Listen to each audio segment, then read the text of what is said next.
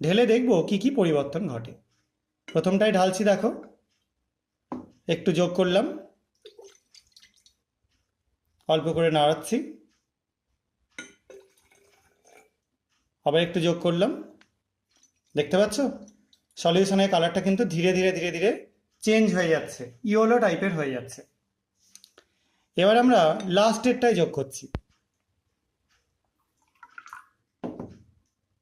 এবং একটু করে নাড়ালাম, আবার একটু যোগ করছি।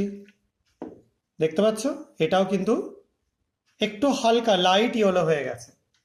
এটা যদিও একটু পরে আরো চেঞ্জ হয়ে যাবে, তোমরা দেখো ইয়েলো কালারটা আস্তে আস্তে ডিসঅ্যাপিয়ার করে যাচ্ছে, চলে যাচ্ছে।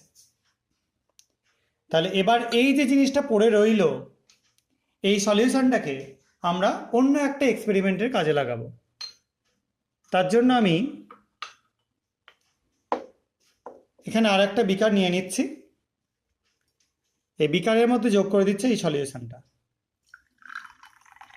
দেখো কিরকম কালার হয়ে গেল, পুরো কফির মতো কালার হয়ে গেল। ঠিক আছে।